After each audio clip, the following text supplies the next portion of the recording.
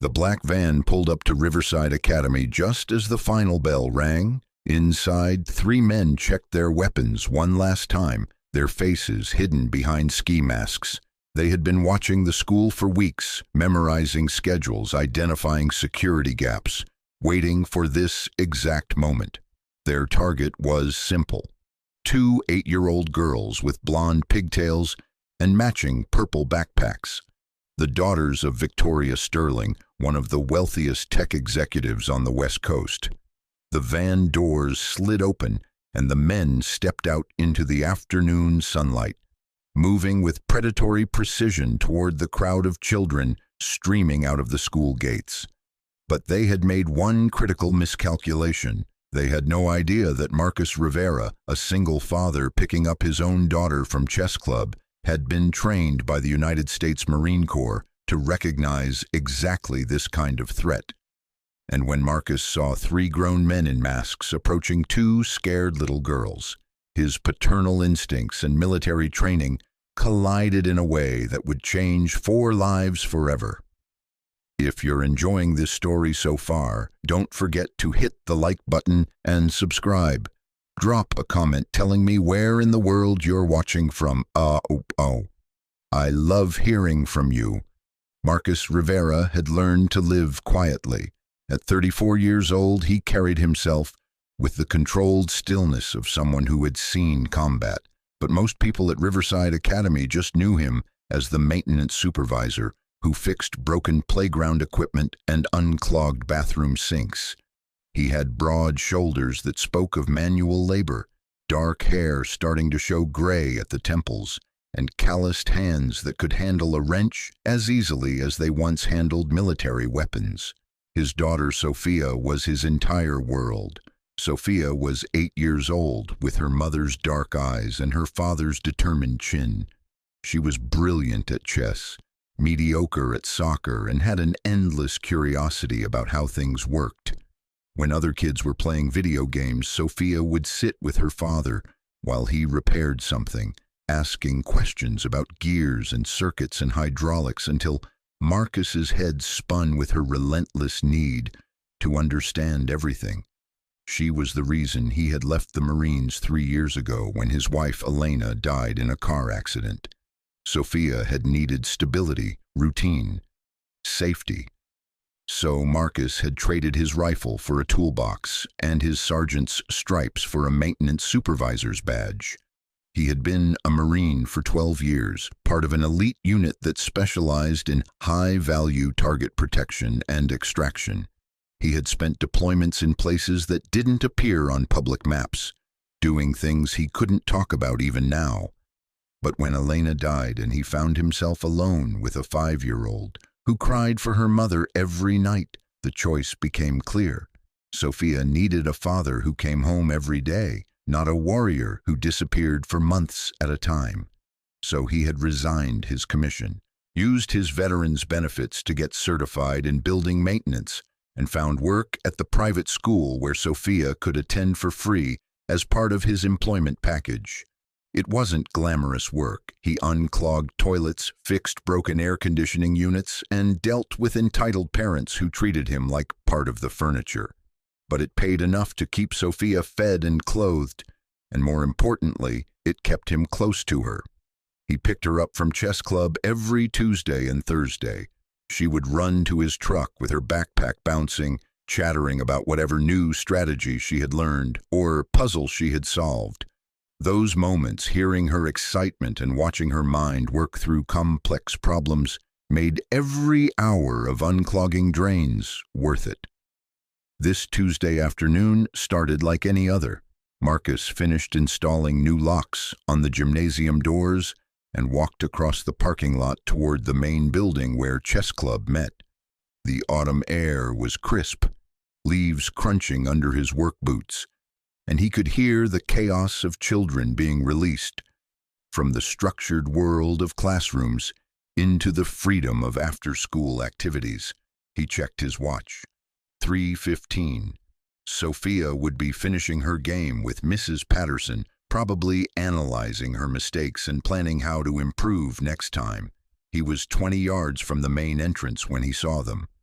Three men climbing out of a black van parked at the edge of the pickup zone. At first glance, they looked like parents or older brothers coming to collect kids. But Marcus's instincts, honed by years of threat assessment, immediately registered the wrongness. Their movements were too coordinated, too purposeful. They wore heavy clothing despite the mild weather. And most damning of all, they wore ski masks, which no legitimate parent would need on a sunny October afternoon. Marcus stopped walking. His heart rate immediately shifted into combat mode, adrenaline flooding his system as training kicked in. He scanned the area, noting civilian positions, identifying cover, calculating distances and response times. The men were moving toward a cluster of children near the flagpole. Parents were scattered throughout the pickup area, most distracted by phones or conversations. School security was minimal. Just old Mr. Henderson, who checked IDs at the front desk and couldn't run if his life depended on it. The masked men split up, moving to surround their target with practiced efficiency, and that's when Marcus saw who they were after. Two little girls with blonde pigtails and matching purple backpacks standing together near their waiting car. They looked exactly like sisters, same height, same coloring, clearly twins. One held a violin case, the other clutched an art portfolio. They were maybe 8 years old, the same age as Sophia. The girl's driver stood beside a black Mercedes sedan, checking his phone, completely oblivious to the approaching threat.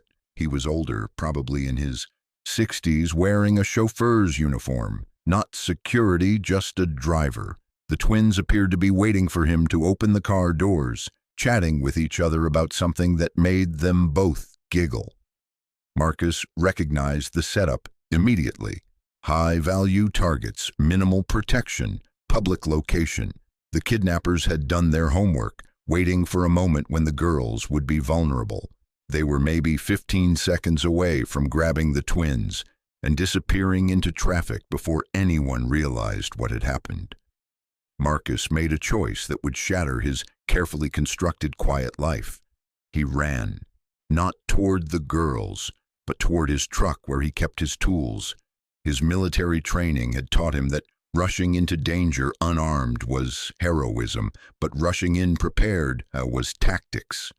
He grabbed a heavy wrench from his toolbox, something that would serve as a weapon if needed, and then sprinted back toward the unfolding situation.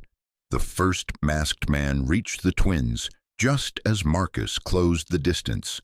The man grabbed the girl with the violin case, his hand clamping over her mouth as she started to scream. The second man went for her sister, who dropped her art portfolio and tried to run. The third man moved to block any interference from the driver, who had finally looked up from his phone and was shouting in confusion. Marcus hit the first kidnapper like a linebacker, driving his shoulder into the man's ribs, with enough force to send him stumbling backward. The girl with the violin case broke free, scrambling toward the car while screaming for help. Marcus spun to face the second man, who had managed to grab the other twin and was trying to drag her toward the van. "Let her go," Marcus shouted, raising the wrench in a way that made his intentions crystal clear. "Now!" The second kidnapper pulled a knife, holding it near the terrified girl's throat. "Back off, hero, or she gets hurt." Marcus had been in this situation before, in places where the stakes were life and death and split-second decisions determined who went home and who didn't. He saw the man's stance, the way he held the knife, the confidence in his voice. This wasn't a desperate amateur. This was a professional who had done this before and would do it again if Marcus backed down. So Marcus didn't back down. He feinted left, then dove right, swinging the wrench in a precise arc that connected with the kidnapper's wrist. The knife clattered to the asphalt. The man screamed and released the girl, who ran toward her sister and the relative safety of the Mercedes. Marcus followed up with an elbow strike that put the kidnapper on the ground, gasping for air. The third man abandoned his position near the driver and charged Marcus from behind. But Marcus had been tracking his position the entire time. and he spun at exactly the right moment to catch the attacker's rush. A quick combination, jab to the solar plexus, followed by an uppercut, and the third kidnapper joined his partner on the ground. The first man, who had recovered from Marcus's initial tackle, pulled a gun. The parking lot erupted into chaos. Parents screamed and grabbed their children. The elderly driver dove behind the Mercedes. The twin girls huddled together near the car, crying but alive, and Marcus found himself staring down the barrel of a 9mm pistol held by a man who clearly knew how to use it. "You just made a big mistake," the gunman said, his voice steady despite the blood running from his nose. "You have no idea who you're dealing with." Marcus kept his hands visible, the wrench held loosely at his side. He was calculating angles, distances, cover options. The gunman was maybe 8 feet away, too far for Marcus to reach him before he could fire, but too close to miss if he decided to shoot. It was a standoff, and Marcus knew that professionals like this usually had backup plans. That's when the sirens started wailing in the distance. Someone had called 911. Police were coming. The gunman's eyes flicked toward the sound, just for a moment, but long enough for Marcus to see the calculation happening. Stay and fight, or cut losses and run. The smart play was to retreat, live to try another day, but smart didn't always win when pride and money were involved. "This isn't over," the gunman said, backing toward the van. His two partners struggled to their feet, one clutching his broken wrist, the other still gasping from Marcus's elbow to his chest. "We know who you are now. We know where to find you." They climbed into the van and drove away, just as the first police car rounded the corner, its sirens screaming and lights flashing. Marcus dropped the wrench and raised his hands, showing the arriving officers that he wasn't a threat. The twins ran to their driver, who wrapped them in his arms while scanning the area for any additional danger. Detective Sarah Chen arrived 20 minutes later, after the initial chaos had settled and statements were being taken.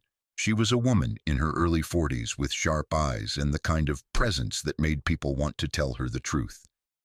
She found Marcus sitting on a bench near the flagpole, a paramedic checking him for injuries while Sophia sat beside him holding his hand.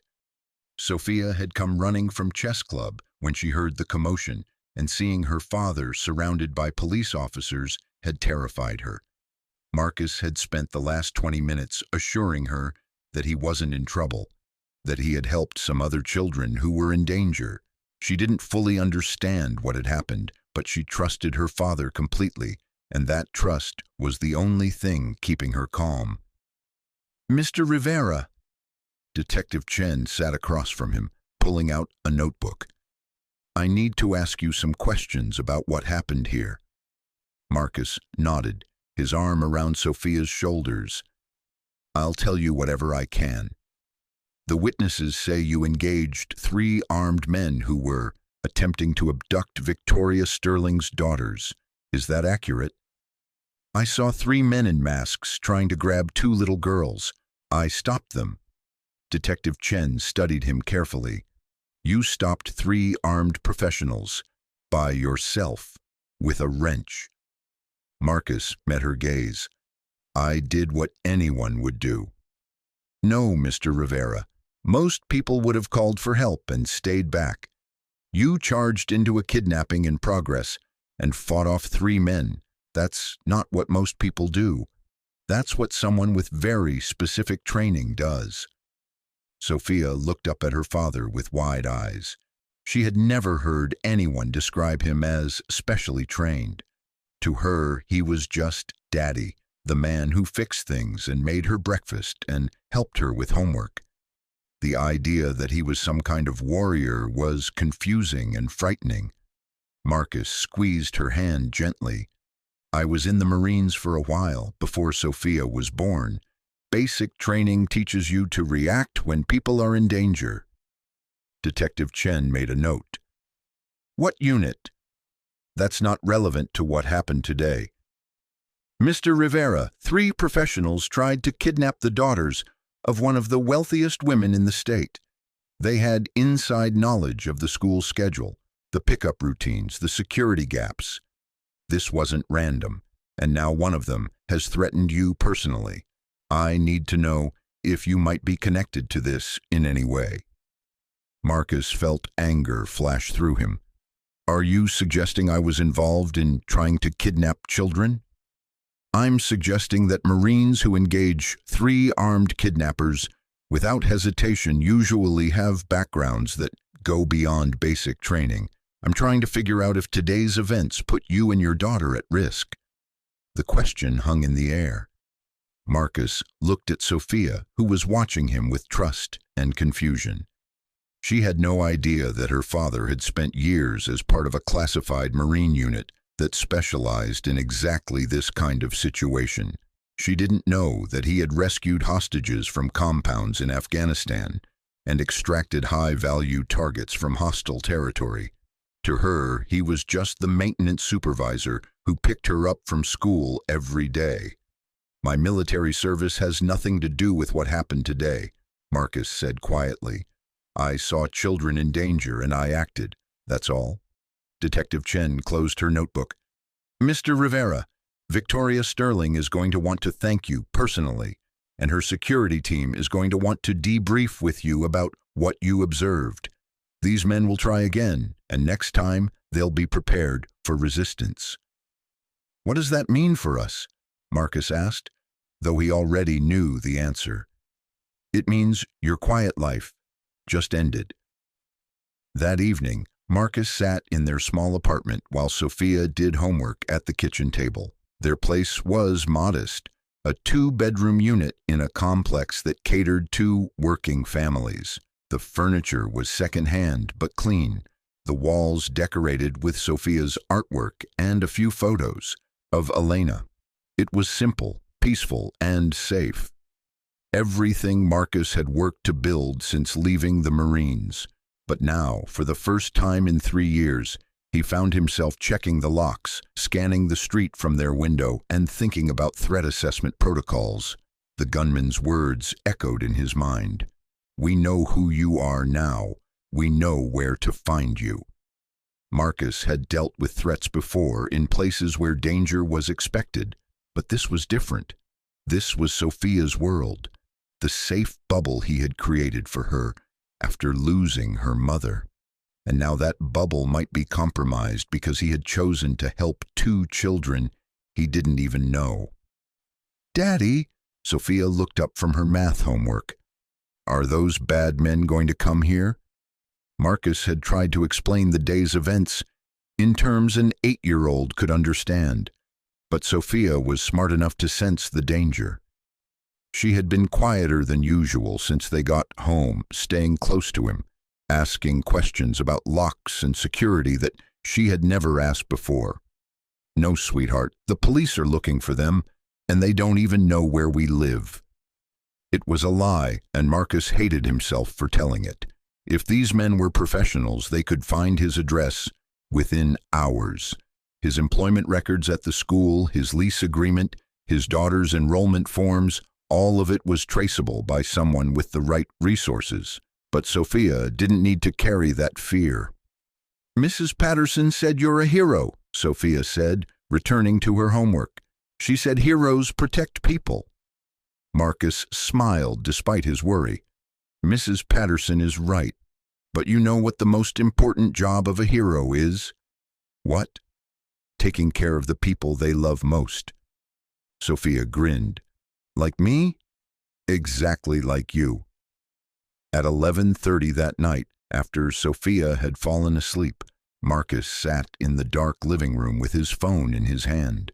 He had been debating whether to make a call he hadn't made in 3 years. The number was for his former commanding officer, Colonel James Hayes, who now worked in private security.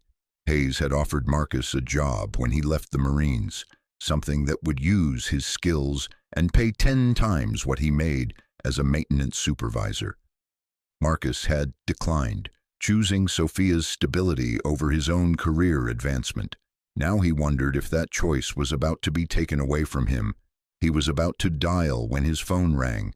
The caller ID showed only a number, no name. At nearly midnight, that usually meant trouble. Hello? Mr. Rivera, this is Victoria Sterling. I hope I'm not calling too late. Marcus sat up straighter. Victoria Sterling was a legend in the tech industry, the CEO of Sterling Dynamics, a company worth billions. She was known for being brilliant, ruthless, and completely focused on business. What she was not known for was calling maintenance supervisors at midnight. Ms. Sterling, is everything okay? Are your daughters safe? They're safe because of you. Mr. Rivera, I need to see you tomorrow morning. There are things we need to discuss about what happened today, things that can't wait. Marcus looked toward Sophia's bedroom door. I have to work tomorrow, and my daughter. Bring her. I'll have someone watch her while we talk. This is important, Mr. Rivera. More important than you realize. The line went dead. Marcus stared at the phone, wondering what Victoria Sterling could possibly need to discuss that required bringing his daughter. He had a sinking feeling that his quiet life was about to become much more complicated. He locked the apartment carefully, checked Sophia's room one more time, and tried to sleep. But every sound in the hallway made him alert. Every car engine outside made him tense. For the first time in 3 years, Marcus Rivera felt like a soldier again, and he wasn't sure that was a good thing.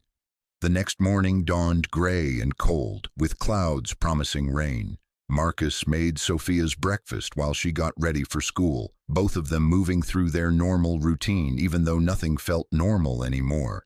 Sophia seemed to sense his tension, staying close to him and asking fewer questions than usual. She was an intuitive child, quick to pick up on adult emotions even when she didn't fully understand them. "Daddy, are we going somewhere different today?" she asked over her cereal. "We're going to visit the lady whose daughters I helped yesterday. She wants to thank us." Sophia considered this. "Is she nice?" "I don't know, sweetheart. I've never met her. But she loves her daughters very much, just like I love you." They drove to Sterling Dynamics headquarters in Marcus's battered pickup truck, a vehicle that looked painfully out of place in the gleaming corporate parking lot filled with luxury sedans and sports cars. Sophia pressed her face to the window as they approached the building, a glass and steel tower that stretched 40 stories into the cloudy sky. "It's so tall," she breathed. "Do people really work up there in the clouds?" Marcus smiled despite his nerves. "Some of them do. Very important people who make decisions about technology and computers."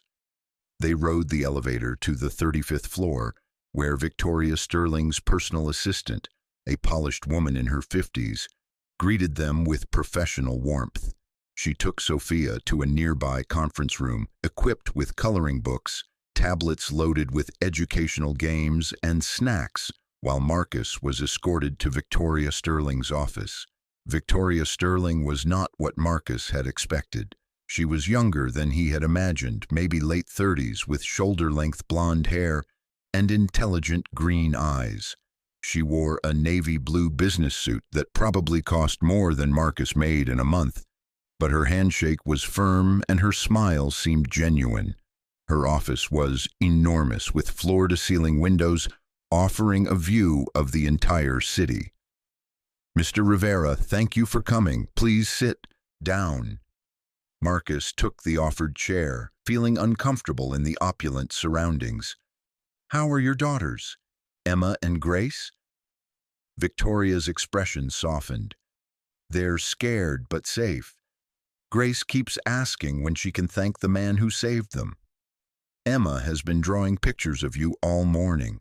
She paused. "Mr. Rivera, what you did yesterday was extraordinary.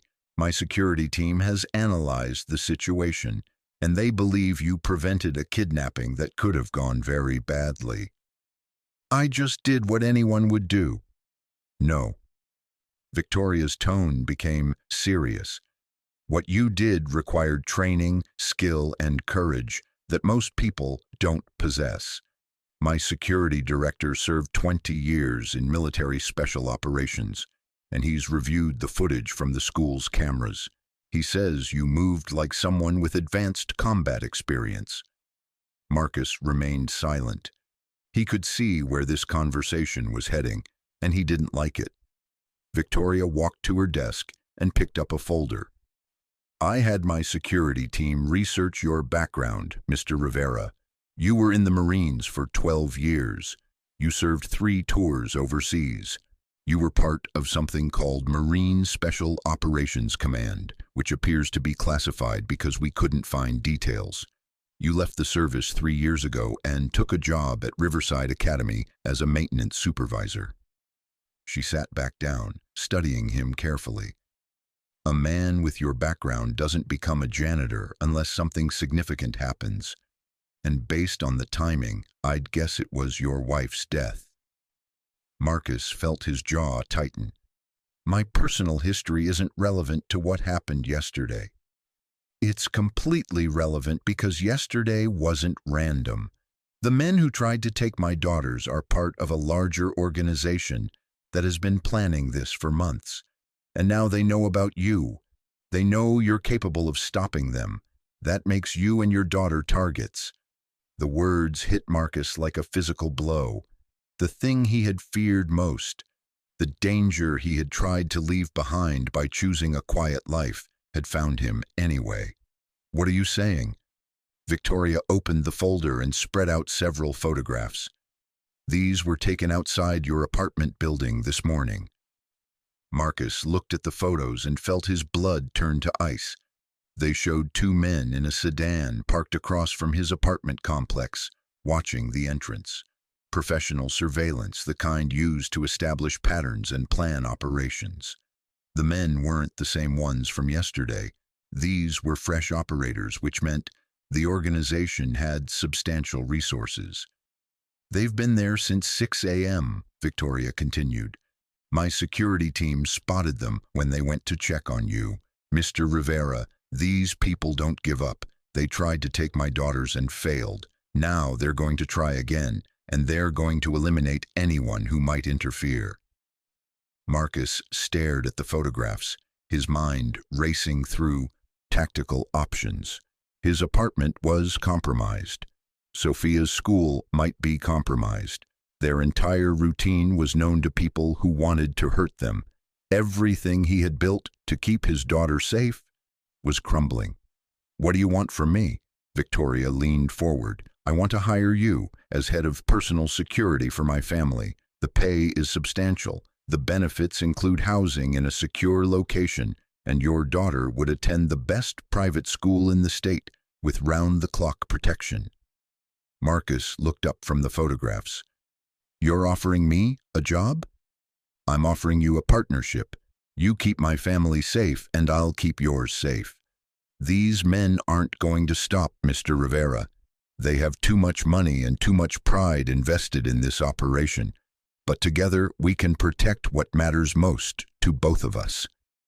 Marcus thought about Sophia sitting in the conference room, coloring pictures and eating snacks, completely unaware that their entire world was about to change again. He had tried to give her stability, routine, safety, but maybe safety wasn't about avoiding danger. Maybe safety was about having the strength and resources to face danger when it found you. I need to think about it. Victoria nodded. I understand. But Mr. Rivera, don't take too long. My security team will maintain surveillance on your building and your daughter's school for the next 24 hours. After that, you'll be on your own. Marcus stood to leave, then paused. Why are they after your daughters? What do they want? Victoria's expression grew grim. 3 months ago, my company developed a new artificial intelligence system for military applications. It's worth hundreds of millions to the right buyer. The men who tried to take Emma and Grace work for someone who believes that kidnapping my children will force me to hand over the technology. And will it? Victoria met his eyes. Mr. Rivera, I would burn down everything I've built before I let anyone hurt my daughters. But I'd rather not have to make that choice. I'd rather have someone like you making sure it never comes to that." As Marcus left the building with Sophia, his mind churned with the impossible choice he faced.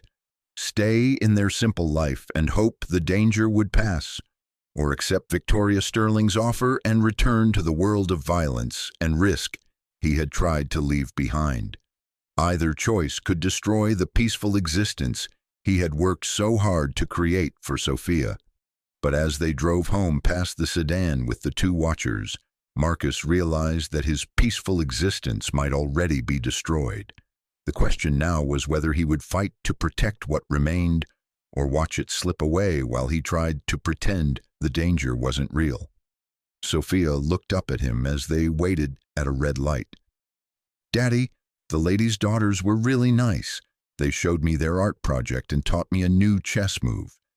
Can we see them again?" Marcus glanced in the rearview mirror at the sedan following them at a discreet distance. "Maybe, sweetheart. Maybe we will." The light turned green, and Marcus drove toward their apartment, knowing that whatever choice he made in the next 24 hours would determine not just his future, but Sophia's as well. Behind them, the sedan maintained its careful surveillance, a reminder that some choices can't be avoided forever. 24 hours later, Marcus Rivera made the call that would change everything. He accepted Victoria Sterling's offer, not because he wanted to return to the world of danger and violence, but because the alternative was watching his daughter live in fear. The sedan outside their apartment building had been replaced by two different vehicles, proof that the threat was real and escalating. Sophia had noticed the strange cars and asked innocent questions that broke Marcus's heart.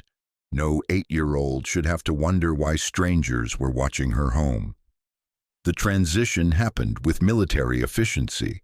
Victoria's security team swept Marcus and Sophia from their apartment in the early morning hours, moving them to a safe house while their new living arrangements were finalized.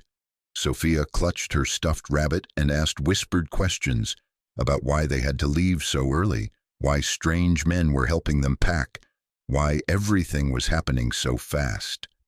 Marcus answered as honestly as he could, without frightening her more than necessary. They were going to live somewhere safer, somewhere better. Daddy had a new job that would help protect other children like the twin girls from school. The Sterling family compound sat on 50 acres of rolling hills outside the city, surrounded by security fencing that looked decorative but was actually military grade. The main house was enormous, a modern architectural marvel of glass and stone that managed to feel both imposing and welcoming.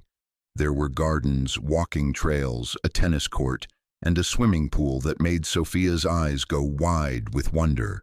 It was the kind of place she had only seen in movies, and the reality of living there seemed to overwhelm her small understanding of how the world worked.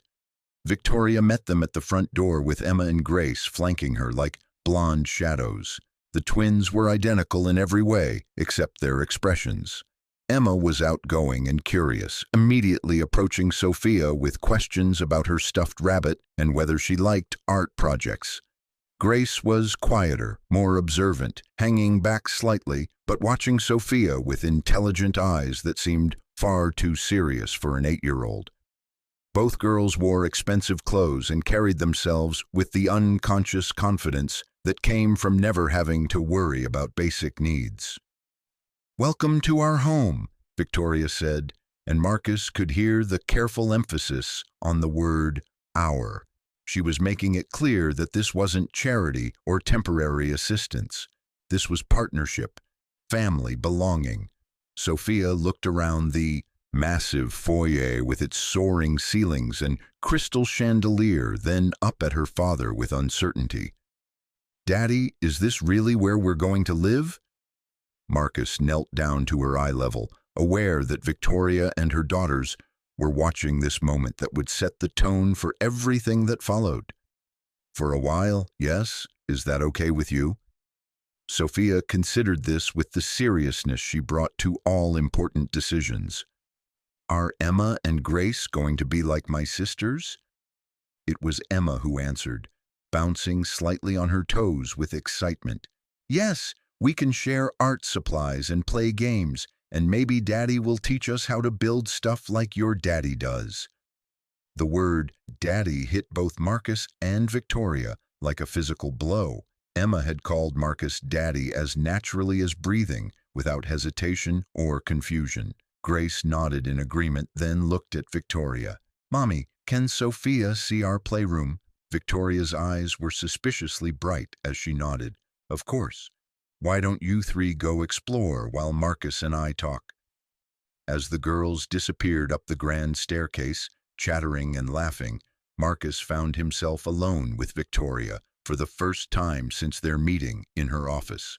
Without the corporate setting and formal clothes, she seemed younger, more vulnerable. She wore jeans and a sweater, her blonde hair pulled back in a simple ponytail.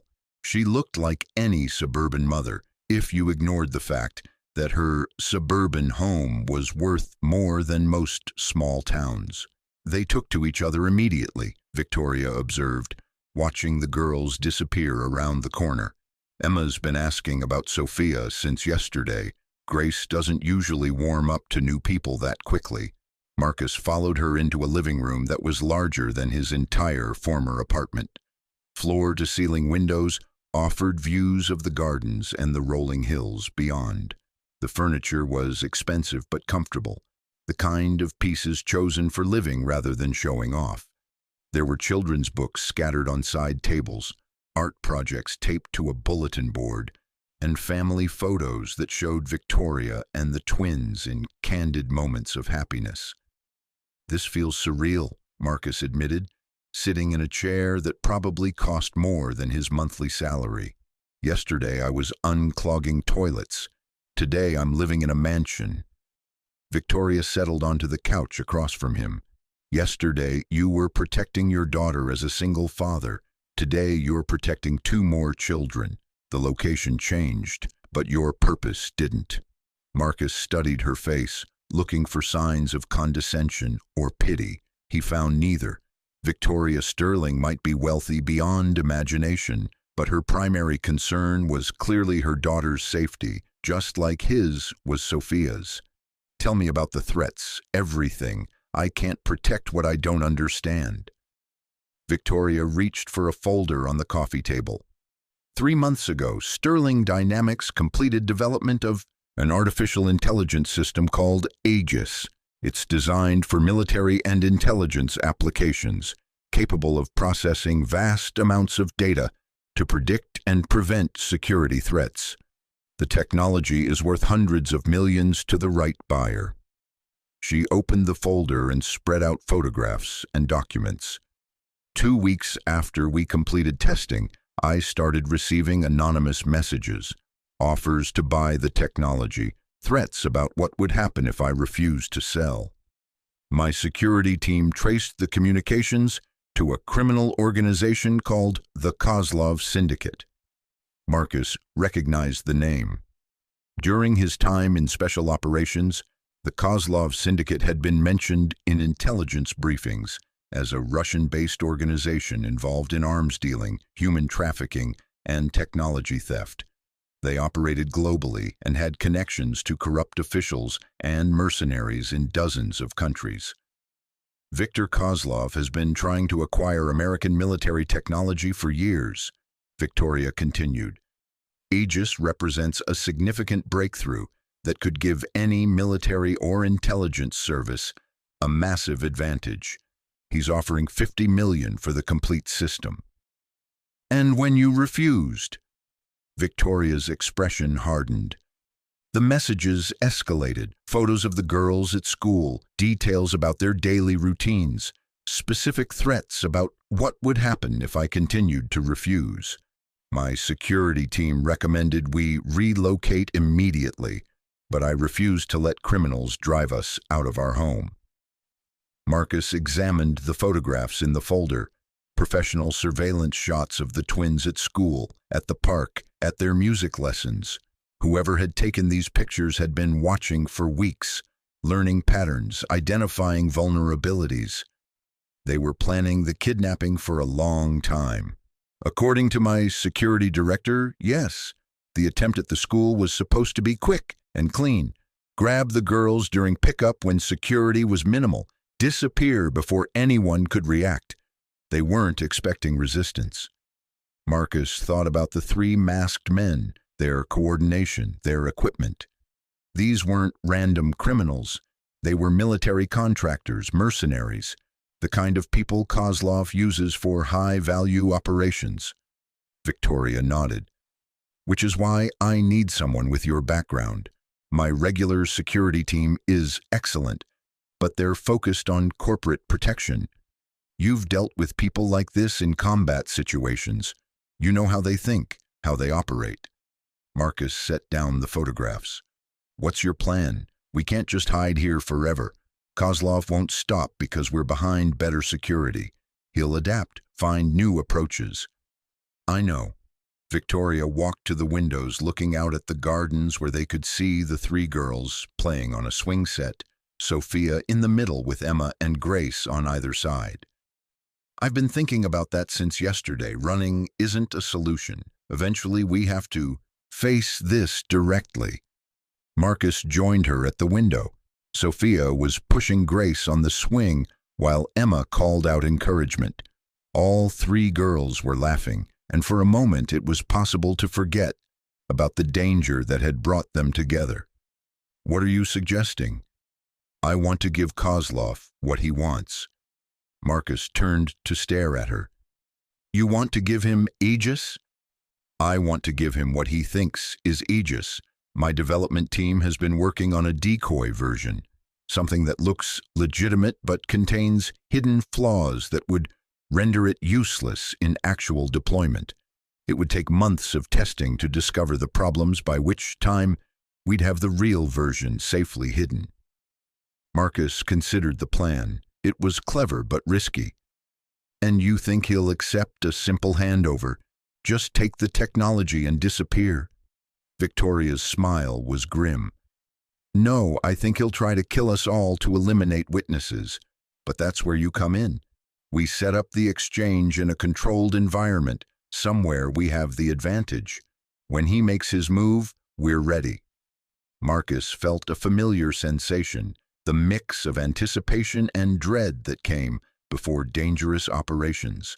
This was the world he had left behind, the life of calculated risks and violent solutions. But looking at the three girls playing together, he realized he had never really left it. He had just been waiting for the right reason to return. I'll need complete tactical control, he said. Location, timing, security arrangements, everything. And I want backup from people I trust. Victoria nodded. Whatever you need. I'll need to contact my former commanding officer. Colonel Hayes runs a private security firm now. His people are the best. Done. Marcus watched Sophia laugh at something Emma had whispered to her. His daughter looked happier than she had in months, playing with children her own age, in a place where she didn't have to worry about broken toys or second-hand clothes. And after this is over, what happens to us? Victoria was quiet for a moment. That depends on what you want to happen. The job offer was real, Marcus. Not just until this crisis is resolved. Emma and Grace adore Sophia already. And honestly, I could use someone around who understands that being wealthy doesn't make you immune to the things that really matter. Before Marcus could respond, the girls came running into the house, breathless and excited. Sophia launched herself into her father's arms with the enthusiasm she usually reserved for Christmas morning. Daddy, did you see the gardens? There's a maze made of bushes and a fountain with fish. And Emma says there's a secret treehouse behind the big oak tree. Marcus hugged his daughter close, breathing in the scent of her shampoo and the joy in her voice. It sounds amazing, sweetheart. Grace tugged on Victoria's sweater. Mommy, can Sophia sleep in our room tonight? We want to show her our book collection and teach her the bedtime story game.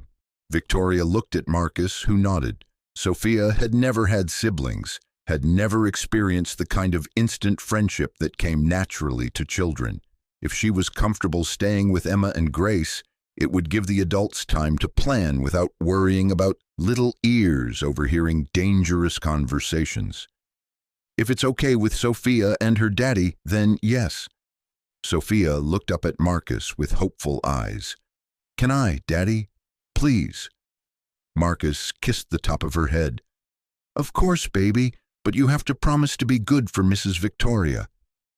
She can just call me Victoria, Victoria said softly. We're family now.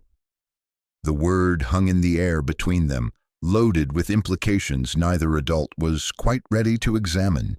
But Emma and Grace took it as settled fact, grabbing Sophia's hands and pulling her toward the stairs to show her their room.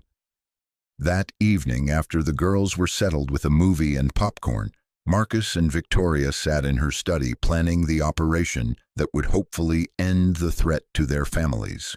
The room was smaller than the living room, lined with books and family photos, dominated by a desk that held multiple computers and secure communication equipment. Marcus had contacted Colonel Hayes, who agreed to provide a 6-man team for tactical support. They would set up the exchange at an abandoned warehouse complex outside the city, a location that offered multiple entry and exit points and good sight lines for sniper coverage. Kozlov will want to verify the technology before completing the transaction, Marcus explained, pointing to a map of the warehouse complex. We'll need computer equipment that can run a convincing demonstration of the decoy Aegis system. Victoria nodded. My technical team can have that ready within 48 hours. What about communication with Kozlov? How do we arrange the meeting? We let him contact us. Send a message through the same channels he's been using. Indicate that you're ready to negotiate. He'll want to control the location and timing, but we can steer him toward our preferred site by making it seem like the most secure option for both sides. Victoria typed notes on her laptop as Marcus outlined the tactical plan. Every detail needed to be precise, every contingency planned for. They would have one chance to end this threat permanently, and failure would mean not just their own deaths, but the loss of 3 innocent children. Marcus, Victoria said quietly, not looking up from her computer. Are you sure about this? We could run instead. Take the girls somewhere far away. Start over with new identities. Marcus thought about Sophia's laughter that afternoon, about Emma and Grace's immediate acceptance of his daughter, about the sense of family he hadn't felt since Elena's death. Would you be happy spending the rest of your life looking over your shoulder, never knowing if today was the day they found you? Victoria finally looked up. No, I wouldn't, and I don't want the girls to grow up in fear. Then we finish this. We face Kozlov directly and we end it. Victoria saved her notes and closed the laptop. I've never been involved in anything like this before. Corporate negotiations, hostile takeovers, boardroom politics, that's my world. Not armed confrontations with international criminals. Marcus studied her face, seeing the fear she was trying to hide beneath her determined exterior. You don't have to be involved in the actual operation. You and the girls can be somewhere safe while my team handles Kozlov. No. Victoria's voice was firm. He wants me personally. If I'm not there, he'll know it's a trap. Besides, these are my daughters at risk. I won't hide while other people fight to protect them. Marcus recognized the tone. He had heard it from fellow Marines before dangerous missions, the quiet resolve that came when someone decided they would rather die fighting than live with the consequences of cowardice. Victoria Sterling might be a tech executive, but she had the heart of a warrior when it came to protecting her children. Then we'll make sure you're prepared. Basic firearms training, tactical communication, situational awareness. You'll have a concealed position with multiple escape routes. Victoria nodded. Whatever it takes. They worked until nearly midnight, refining the plan and coordinating with Colonel Hayes's team. When they finally called it a night, Marcus walked Victoria to the bottom of the grand staircase. The house was quiet, the girls long since asleep after their evening of bonding and excitement. "Thank you," Victoria said softly, "for everything, for saving Emma and Grace at the school, for accepting this position, for being willing to risk your life to protect us." Marcus looked up the staircase toward the bedrooms, where 3 little girls were sleeping safely, probably dreaming about art projects and chess moves and secret tree houses. "Thank you for giving Sophia something I could never provide on my own. She's never had sisters before, never experienced the kind of security and opportunity you're offering." Victoria smiled. "She's giving Emma and Grace something they've never had either. A big sister who's brave and kind and comes from a different world. They're learning that not everyone lives the way we do, that there are other kinds of strength and value beyond money and privilege." "Is that what this is about? Teaching your daughters about the real world?" Victoria considered the question. "Partly, but mostly it's about finding out what kind of people they're going to become. Wealth can insulate you from reality, but it can also isolate you from humanity. I want Emma and Grace to grow up understanding that their advantages come with responsibilities." Marcus thought about his own childhood, raised by a single mother who worked 2 jobs to keep them housed and fed. He had learned early that strength came from necessity, that character was forged in the space between what you wanted and what you could afford. Sophia was learning those same lessons, but now she would also learn what it meant to have resources, to possess the power to help others. "Your daughters are lucky to have you," he said, "and Sophia is lucky to have found them." Victoria reached out and touched his arm gently. "We're all lucky, Marcus. Despite everything that's happened, despite the danger we're facing, I think we're all exactly where we're supposed to be." As Marcus walked to his room in the guest wing, he reflected on Victoria's words. 2 days ago, he had been a maintenance supervisor, living paycheck to paycheck, focused entirely on keeping his daughter safe and fed.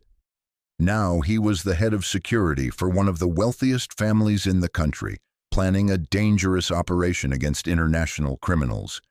It should have felt overwhelming, surreal, impossible. Instead, it felt like coming home. The next morning brought a message from Viktor Kozlov. Victoria's secure email contained a single line. "I believe we have business to discuss. Respond if you're ready to be reasonable." Marcus read the message over Victoria's shoulder as she sat at her computer. The girls were at the breakfast table in the kitchen, Sophia helping Emma and Grace with a puzzle, while they ate cereal and chatted about their plans for the day. The normalcy of the scene contrasted sharply with the deadly seriousness of Kozlov's message. "He's ready to deal," Marcus said. "That was faster than I expected." Victoria typed a careful response. "I'm prepared to consider options that ensure my family's safety. What are your terms?" The reply came within minutes. "Face-to-face meeting. You bring the Aegis prototype and complete technical specifications. I bring guarantees of your family's continued security. Tomorrow evening. Location to be specified." Marcus felt the familiar pre-combat tension building in his chest. He's moving fast because he knows we'll have time to prepare if he waits. Classic pressure tactic. Victoria's hands shook slightly as she typed back, "I need 24 hours to prepare the technical materials. Day after tomorrow, evening." "Acceptable. You'll receive location details tomorrow morning. Come alone or the offer is withdrawn." Victoria looked at Marcus. "He's trying to isolate me, remove any protection." "Standard procedure, but he knows you'll have security nearby whether he can see it or not. The come alone instruction is more about psychological pressure than actual tactical advantage. If you're hooked on this story, Make sure to subscribe and turn on notifications so you never miss an upload. Your support means everything and helps me bring you more emotional stories like this one. Victoria saved the email exchange and turned to face Marcus fully. So, we're really doing this. In 36 hours, I'll be sitting across from a man who wants to kill my children. In 36 hours, you will be ending the threat to your children forever. Marcus put his hand on her shoulder. You're not alone in this, Victoria. I'll be there. My team will be there. And we've planned for every contingency. From the kitchen came the sound of Sophia's laughter as Emma told her a joke that apparently involved funny voices and dramatic gestures. Grace was giggling so hard she nearly choked on her cereal. The girls had bonded completely in just 2 days, creating the kind of friendship that felt like it had always existed. Victoria watched her daughters through the doorway. What if something goes wrong? What if Kozlov is smarter than we think, or we've missed something in our planning? Marcus followed her gaze to the 3 girls. Then we make sure someone survives to take care of them. That's why you're going to write letters tonight, sealed instructions about guardianship and care. And that's why Colonel Hayes's team includes an extraction specialist whose only job is getting you and the girls to safety if everything falls apart.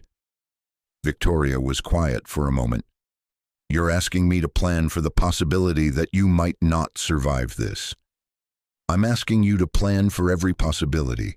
It's what good parents do. The word parents hung between them.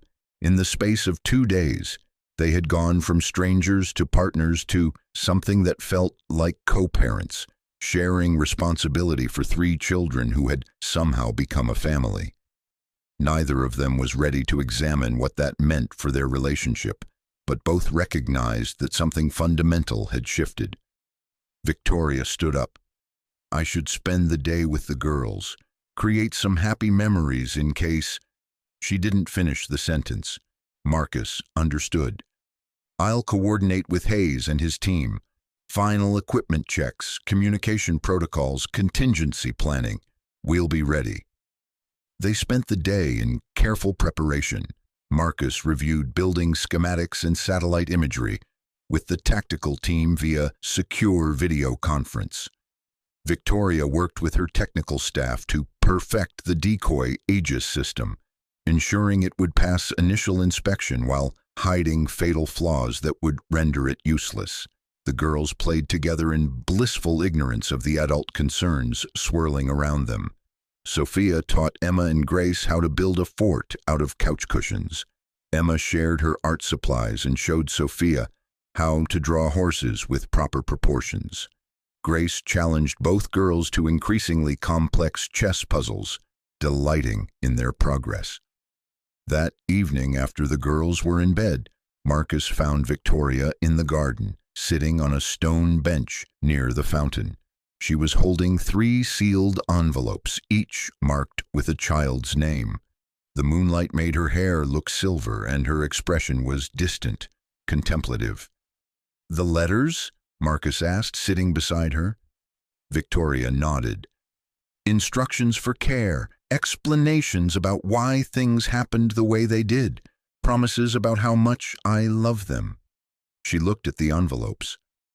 I never thought I'd have to write these. When you're wealthy, you assume money can protect you from most dangers. You forget that some threats can't be bought off or negotiated with. Marcus thought about the letters he had never written, the conversations he had never had with Sophia about what might happen if his dangerous past caught up with them. Money can't protect you from everything, but it can give you resources to fight back. Most single parents in my position would have to just run and hope for the best. You're giving us the ability to end this properly. Victoria turned to look at him. Do you think we'll win tomorrow night? Marcus considered the question seriously. I think we have every advantage except numbers. Better planning, better position, better motivation. Kozlov is fighting for money and pride. We're fighting for our children. That usually tips the balance. Usually. They sat in comfortable silence for a while, listening to the fountain and the distant sound of night birds. The house behind them glowed with warm light, windows revealing glimpses of the life they had built together in just 3 days. It felt impossibly precious and impossibly fragile. "Marcus," Victoria said quietly, "if we survive tomorrow night, what happens next?" Marcus looked at the house where Sophia was sleeping safely for the first time in weeks. "I guess we figure out how to be a family." Victoria smiled for the first time since receiving Kozlov's message. "I'd like that." Marcus reached over and took her hand, not romantically, but with the understanding of two people who had chosen to face danger together for the sake of the children they loved. Tomorrow night would test everything they had built, but tonight they could sit together in the garden and imagine a future where their children grew up safe, happy, and loved. Whatever happened next, they would face it as partners. The warehouse complex sat on the edge of the industrial district like a monument to forgotten ambitions. 3 massive buildings connected by covered walkways, surrounded by empty parking lots and rusted chain-link fencing. It had been abandoned for 2 years, long enough for weeds to crack through the asphalt and graffiti to claim the lower walls. To most people, it looked like urban decay. To Marcus Rivera, it looked like the perfect killing ground. Colonel Hayes and his 6-man team had spent the previous day transforming the location into a tactical advantage. Sniper positions were established on the surrounding buildings. Motion sensors and cameras created a surveillance network that covered every approach. Escape routes were cleared and marked. Emergency medical equipment was staged at multiple locations. When Viktor Kozlov arrived for the exchange, he would be walking into a carefully constructed trap. But as Marcus conducted his final equipment check in the pre-dawn darkness, he knew that no plan survived contact with the enemy. Kozlov was a professional with decades of experience in exactly this kind of operation. He would expect surveillance, anticipate resistance, and come prepared for a fight. The question wasn't whether violence would erupt, but whether Marcus could control it long enough to protect the people he loved. Victoria sat in the back seat of the armored sedan, her hands steady despite the fear Marcus could see in her eyes. She wore body armor beneath a dark business suit, carried a concealed pistol Marcus had trained her to use, and held a briefcase containing the decoy Aegis prototype. To anyone watching, she looked like exactly what she was, a wealthy executive arriving for a high-stakes business negotiation. Only someone who knew her well would notice the slight tension in her shoulders, the way her eyes constantly moved to scan for threats. "Final communications check," Marcus said into his headset, his voice carrying to Colonel Hayes and the tactical team positioned throughout the complex. "Overwatch 1 in position," came Hayes' voice from the sniper position on the north building. "I have clear sight lines on the primary meeting location." "Overwatch 2 ready," reported the second sniper, covering the east approach and emergency extraction route. "Mobile units standing by," confirmed the team leader, responsible for rapid response. "We can be at your position in 60 seconds from any location in the complex." Marcus turned to Victoria. "Remember, stay calm, act natural, and trust the plan. Kozlov will try to intimidate you, make you feel isolated and vulnerable. Don't let him see fear." Victoria nodded, checking her watch. 7:55 p.m. Kozlov had specified 8 o'clock for the exchange, and punctuality was one of the few things criminals and corporate executives shared. What if he doesn't come alone? What if he brings more men than we anticipated? Then we adapt. Hayes' team has dealt with larger forces before. Our advantage isn't numbers, it's preparation and position. The radio crackled. "Control to all units, multiple vehicles approaching from the south. Count 4 sedans moving in formation. ETA 2 minutes. Marcus felt his heartbeat shift into combat mode, adrenaline sharpening his focus as training took over. Victoria, stay close to me. When we get inside, position yourself behind the concrete pillar like we practiced. No matter what happens, don't move from that spot until I give you the all clear. They walked toward the main entrance of the central warehouse, their footsteps echoing in the empty space. The building was vast, 3 stories high with exposed steel beams and banks of broken windows. Portable lights had been arranged to create a meeting area in the center of the floor, leaving the perimeter in shadow where Marcus's backup could move unseen. The main doors opened with a grinding screech of rusted metal. Viktor Kozlov entered like a man walking into his own boardroom, confident and unhurried. He was older than Marcus had expected, maybe 60, with silver hair and an expensive overcoat. He looked more like a university professor than an international criminal until you saw his eyes, cold, calculating, and completely without mercy. Kozlov was followed by 6 men in tactical gear, all carrying automatic weapons with practiced familiarity. They moved like soldiers, establishing a perimeter around their boss with professional efficiency. Marcus recognized the setup immediately. Close protection specialists, probably former military, definitely experienced in exactly this kind of operation. "Ms. Sterling," Kozlov said, his accent faintly Eastern European but refined by years of international business. "Thank you for being reasonable. I was beginning to think we would have to pursue less civilized methods of negotiation." Victoria stepped forward, briefcase in hand, her voice steady. "Mr. Kozlov, I trust this meeting will resolve our differences permanently." Kozlov smiled, but there was no warmth in it. "Oh, it will certainly be permanent. May I introduce my associate, Mr. Rivera, your new head of security, I believe." Marcus felt ice in his veins. Kozlov knew who he was, had done his research. This was no longer just about the Aegis technology. This was personal. "We've met before, haven't we, Mr. Rivera?" Kozlov continued. "Syria, 2018. You cost me a very profitable operation when you extracted those hostages from my facility." The memory hit Marcus like a physical blow. Syria, a classified mission to rescue American contractors, held by what intelligence had described as a terrorist cell. Marcus had led the assault team that stormed the compound, only discovering afterward that the terrorists were actually Kozlov's mercenaries running a hostage-for-ransom operation. They had rescued the Americans, but Kozlov had escaped with millions in cryptocurrency payments. "I remember," Marcus said quietly. "You were selling American citizens to the highest bidder." "I was conducting business. You interfered with that business. Tonight, I settle both debts at once." Victoria looked between Marcus and Kozlov, understanding that this confrontation was about more than her technology.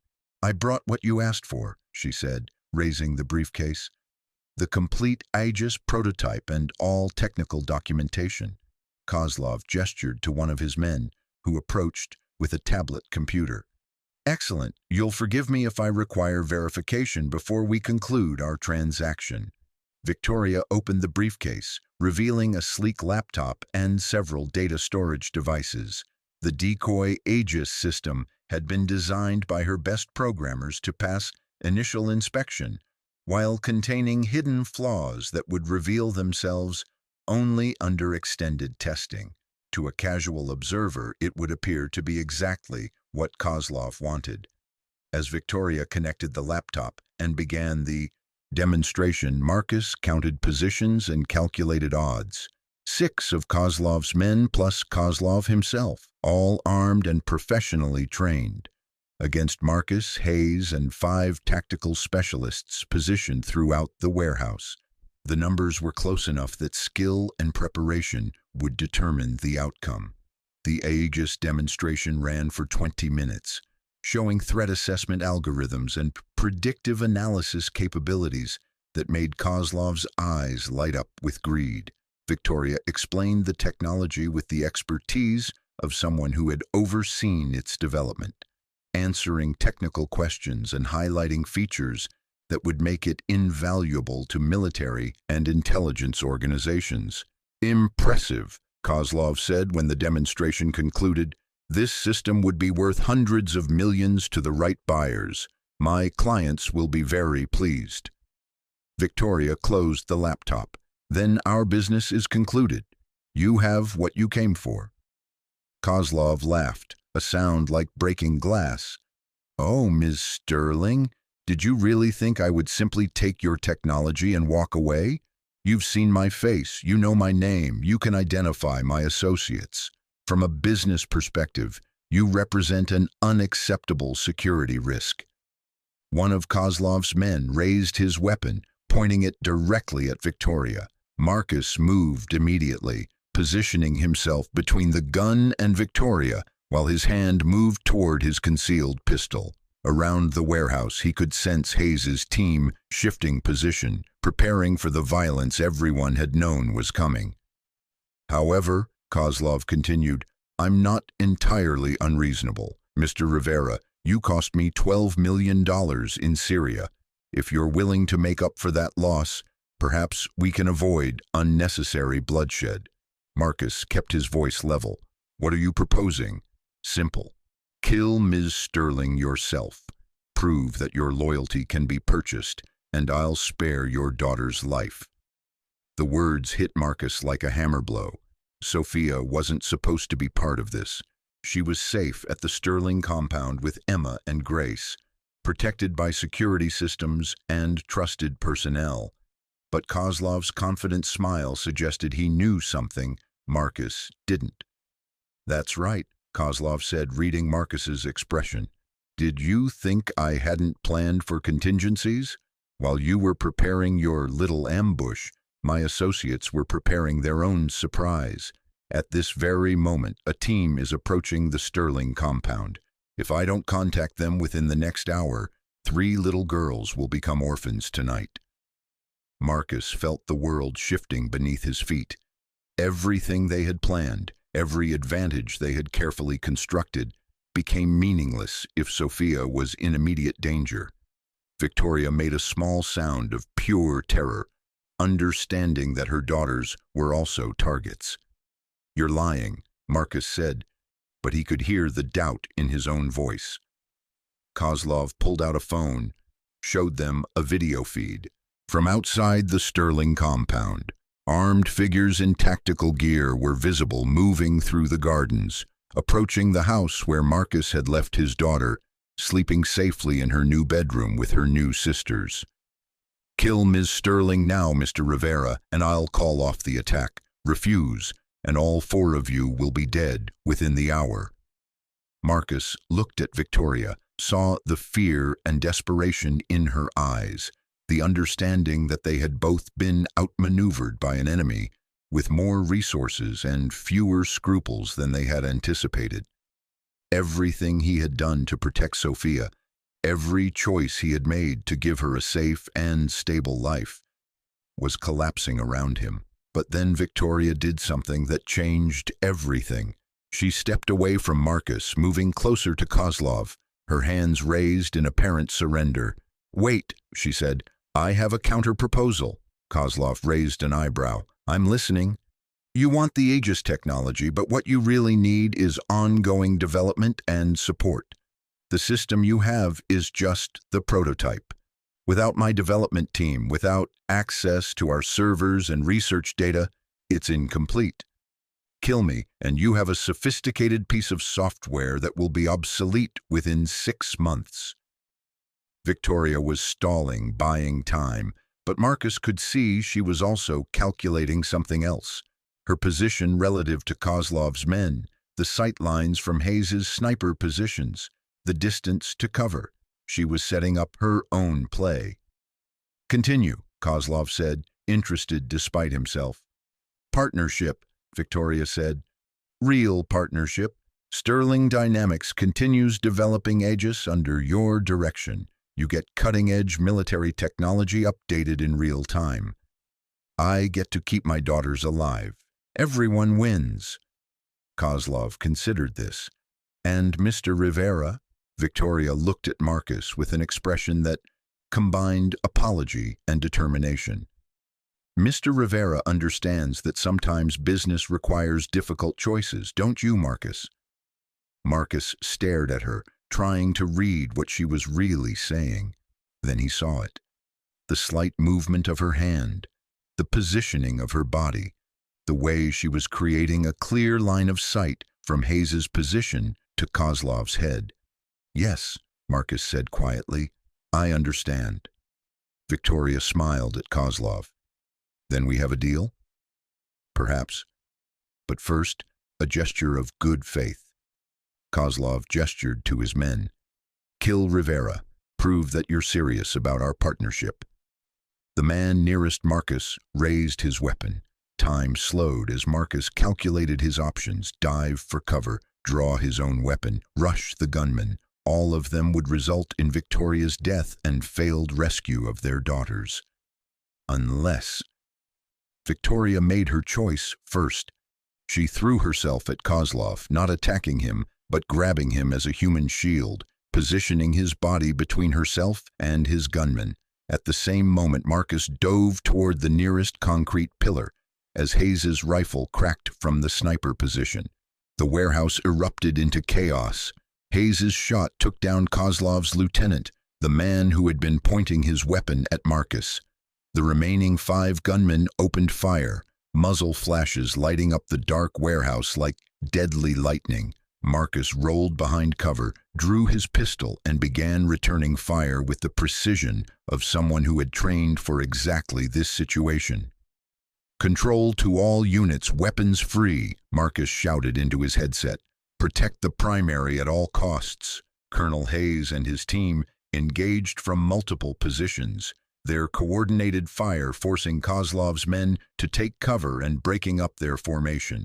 But Victoria was still locked in a struggle with Kozlov himself, both of them fighting for control of his sidearm while gunfire raged around them.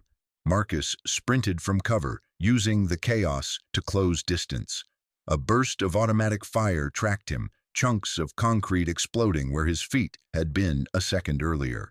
He slid behind an overturned table, popped up long enough to put 2 rounds into the gunman who had been targeting him, then continued his advance toward Victoria and Kozlov. Victoria was stronger than she looked, but Kozlov was experienced in close combat. He managed to break her grip on his gun hand and shoved her away hard enough to send her stumbling. As he raised the pistol, Marcus arrived. The fight was brief and brutal. Kozlov was skilled, but Marcus had been training for hand-to-hand combat since he was 18. A disarming technique followed by a chokehold, and Kozlov was unconscious on the warehouse floor. The gunfire stopped abruptly as Hayes's team finished mopping up the remaining resistance. In the sudden silence, Marcus could hear his own heartbeat and Victoria's ragged breathing. Primary secure, Hayes's voice came through the headset. All hostiles down, building clear.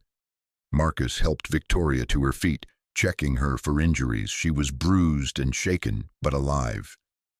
The girls, she said urgently. The team at the compound. Marcus was already pulling out his phone, calling the security detail at the Sterling house. It rang once, twice, 3 times. Then a familiar voice answered. Marcus, thank God. We were about to call you. It was Johnson, Hayes's partner who had been left to coordinate compound security. What's the situation there? 6 hostiles attempted breach at 21:15 hours. We were ready for them. All subjects neutralized, no casualties on our side. The girls slept through the whole thing. Marcus closed his eyes in relief, so profound it made him dizzy. Sophia was safe. Emma and Grace were safe. Kozlov's backup plan had failed just as thoroughly as his primary operation. How did you know they were coming? Marcus asked. Hayes had me monitor Kozlov's communications all week. We intercepted the orders to his backup team and adjusted our defensive positions accordingly. Never trust a criminal to have only one plan, but always assume he'll use the same communication channels for all of them. Marcus looked at Victoria, who had heard enough of the conversation to understand that their daughters were safe. She sat down hard on a piece of debris, the adrenaline finally leaving her system. "It's over," Marcus said, as much to himself as to her. "It's really over." But Victoria was looking at the unconscious Kozlov, her expression troubled. "Is it? What happens when he wakes up? When his organization realizes what happened here, won't they just send more people?" Colonel Hayes approached them, his tactical gear making him look like a figure from a military thriller. Actually, no. Kozlov's operation was highly personal, built around his own reputation and connections. With him in custody and his key lieutenants dead, the organization will fragment. Too much infighting over succession to worry about revenge. Hayes zip-tied Kozlov's hands and checked him for concealed weapons. Plus, the intelligence value of this capture is enormous. Kozlov knows details about dozens of criminal operations worldwide. He'll spend the rest of his life in federal custody, trading information for better prison conditions. Victoria stood up slowly, her business suit torn and dirty from the fight. "So we're actually safe. Our daughters can grow up without looking over their shoulders?" Marcus nodded. "They can grow up normal, happy, together." The word "together" carried weight none of them had expected. Over the past week, Marcus and Victoria had gone from strangers to partners to something that felt like family. Sophia, Emma, and Grace had bonded like sisters. The crisis that had brought them together was resolved, but the connections they had formed remained. As federal agents arrived to process the crime scene and take Kozlov into custody, Marcus and Victoria found themselves alone for a moment in the warehouse that had nearly become their tomb. "What happens now?" Victoria asked. "Do you still want the job, head of security for Sterling Dynamics?" Marcus thought about their apartment back in the city, small and cramped and safe in its anonymity. Then he thought about Sophia's laughter echoing through the halls of the Sterling compound, about Emma and Grace teaching her to paint and play piano, about the way Victoria's face lit up when all three girls ran to greet them after work. "I think the job description might need some revision," he said. "Head of security is important, but I think what your family really needs is a father figure, someone to help balance all that privilege with some real-world perspective." Victoria smiled, the first genuinely happy expression Marcus had seen from her since this whole ordeal began. "And what Sophia really needs is siblings who think she's amazing just because of who she is, and a mother figure who can give her opportunities I never could." They walked toward the warehouse exit together, past the evidence markers and tactical equipment, and the remnants of the battle that had ended their old lives and begun their new one. "So we're really doing this?" Marcus asked. "Becoming a family?" Victoria took his hand, not romantically, but with the understanding of two people who had chosen to face the future together. "I think we already are a family. Tonight just made it official." 3 months later, on a Saturday morning that felt like every Saturday should, Marcus Rivera found himself in the kitchen of the Sterling compound, making pancakes while 3 little girls argued about toppings and Victoria read the newspaper at the kitchen table. It was domestic chaos of the best possible kind. Sophia insisting that chocolate chips were a legitimate breakfast food, Emma campaigning for strawberries and whipped cream, Grace quietly reading a book about chess strategy while eating plain pancakes with methodical precision. "Daddy Marcus, tell Emma that chocolate chips have protein," Sophia said, using the name she had settled on after weeks of trying different variations. Marcus flipped a pancake with theatrical flair, Chocolate chips have cocoa, which comes from plants, which makes them technically a vegetable. That's not how nutrition works, Emma protested, but she was giggling. Victoria looked up from her newspaper. Don't encourage them. We'll never get them to eat actual vegetables if you keep saying things like that. Grace finished her pancake and closed her book. Daddy Marcus, will you help me practice chess today? I want to learn the Queen's Gambit opening. Marcus served the next round of pancakes, his heart full in a way he had forgotten was possible. Of course, sweetheart, but first, who wants to help me fix the swing in the backyard? All three girls raised their hands enthusiastically. Working with tools had become a weekend tradition, a way for Marcus to teach them that they could build and repair and create with their own hands, regardless of how much money they had. Victoria folded her newspaper and joined them at the breakfast table. After the swing repair and chess lessons, don't forget we have the school fundraiser tonight. All three girls are performing. Marcus sat down with his own plate of pancakes, looking around at the faces of his family. Sophia was explaining some complicated chess strategy to Emma, while Grace corrected minor inaccuracies. Victoria was making notes about the fundraiser, while stealing bites of whipped cream from Emma's plate. It was beautiful, chaotic, perfectly imperfect. What are you thinking about? Victoria asked, noticing his contemplative expression. Marcus considered the question. I'm thinking about how sometimes the best things in life come from the worst situations. 6 months ago, if someone had told me I'd be living here, raising 3 daughters with you, I'd have said they were crazy. Sophia looked up from her chess explanation. Daddy Marcus, do you miss our old apartment? Marcus thought about their cramped 2-bedroom unit with its thin walls and broken air conditioning. I miss the simplicity sometimes, but I don't miss worrying about whether we could afford groceries or whether you were getting the best education possible or whether we'd be safe walking home after dark. Emma, who had been quietly listening, spoke up. Daddy Marcus, what was it like when you were little? Did you have a big house like this? Marcus shook his head. My mom and I lived in a place smaller than Sophia's bedroom here. We didn't have much money, but we had each other. That's what really mattered. Grace closed her book completely, interested in the conversation. Is that why you know how to fix things? Because you had to? Partly. When you can't afford to hire someone to repair something, you learn to do it yourself. And when you learn that you can fix things with your own hands, you realize you're stronger than you thought.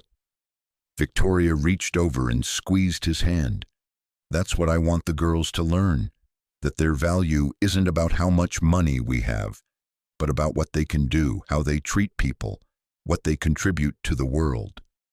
Sophia finished her pancakes and looked around the table with the seriousness she brought to important decisions. I think we're a good family. Emma nodded enthusiastically. The best family.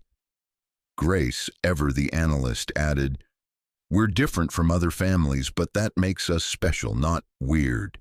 Marcus felt tears prick at his eyes. These 3 girls, who had come from such different backgrounds, had created something together that was stronger than the sum of its parts. Sophia's resilience, Emma's creativity, Grace's intelligence, all balanced and enhanced by each other's influence. I love you all, he said simply. We love you too, Daddy Marcus, the girls said in unison, then dissolved into giggles at their perfectly synchronized response. Victoria smiled at him across the table. Ready for another adventure? Marcus looked at his family, these 4 remarkable females who had changed his entire understanding of what life could be. With you 4, I'm ready for anything. Outside, the sun was shining on the gardens where 3 little girls would spend the afternoon building things and breaking things and learning that they were capable of far more than they had ever imagined. Inside, 2 adults who had found each other in the darkest of circumstances were planning a future filled with school plays and chess tournaments and bedtime stories and all the beautiful chaos that came with raising children who knew they were loved unconditionally. It wasn't the life Marcus Rivera had planned when he left the Marines to become a single father. It wasn't the future Victoria Sterling had envisioned when she built her corporate empire, but it was exactly the life they all needed. Messy, complicated, full of challenges and compromises and moments of perfect joy. In the distance, church bells were ringing, calling families to Sunday services. Marcus thought about the prayers he had whispered in dark moments when he thought he might lose Sophia. When the weight of single parenthood felt overwhelming, he had asked for strength, for wisdom, for the ability to give his daughter everything she deserved. He had never thought to ask for this. A house full of laughter, a partner who understood his values, daughters who chose to call him father even though genetics hadn't made it necessary. Sometimes the universe gave you exactly what you needed, even when you were too afraid to ask for it. The morning stretched ahead of them, full of possibility and promise. There would be swing repairs and chess lessons and preparations for school performances. There would be conversations about homework and friendships and the 1,000 small decisions that shaped children's lives. There would be moments of frustration and compromise, and the ongoing work of building a family from people who had started as strangers. But underneath it all, there would be the foundation they had built together: love, trust, commitment, and the understanding that family wasn't about biology or money or circumstance. Family was about choosing to show up for each other day after day in all the ways that mattered. Marcus Rivera had started this journey as a maintenance supervisor, trying to keep his daughter safe. He had ended it as a father of 3, partner to an amazing woman, and guardian of a future that stretched bright and wide before all of them. It was, he thought, as Sophia challenged him to arm wrestle, while Emma and Grace cheered, exactly the kind of happy ending that felt like a beginning. Thank you so much for watching until the end. If you loved this story, check out the other videos on your screen now. I think you'll really enjoy them, and don't forget to subscribe if you haven't already. See you in the next story.